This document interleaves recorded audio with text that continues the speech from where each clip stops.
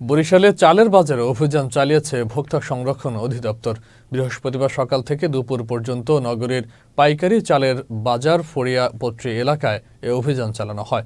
এ সময় প্রতিটি আড়ত মালিকদের নির্দেশনা দেওয়ার পাশাপাশি চাল ক্রয় এবং বিক্রির রসিদ যাচাই বাছাই করা হয়েছে। শুধুমাত্র ফড়িয়াপট্টিতেই নয়, নগরীর বাজার রোড, বাংলা বাজার ও বটতলা সহ বিভিন্ন বাজার মনিটরিং করেছে তারা। সংশ্লিষ্টরা বলছেন, এমন অভিযান অব্যাহত থাকবে। কোনো দুষ্কৃতিকারী যদি সিন্ডিকেটের মাধ্যমে দ্রব্যমূল্য বাড়ায়, তাদের বিরুদ্ধে দ্রুত আইনি ব্যবস্থা নেওয়া হবে।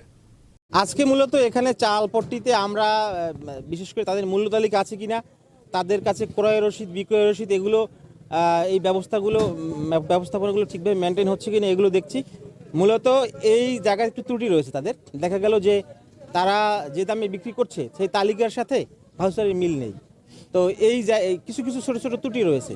তো এইগুলো আমরা সতর্ক করেছি। আজকে তাদেরকে আমরা সতর্ক করেছি এবং আগামীকালকে তাদেরকে নিয়ে আমরা সভা করব আমাদের ভোক্তা অধিকার অফিসে। এবং তারপর থেকে আমরা যেহেতু তারা একটু সময় চেয়েছে, 1 দিন 2 দিন, এর মধ্যে তারা ব্যবস্থাপনাটা ঠিকভাবে করে ফেলবে।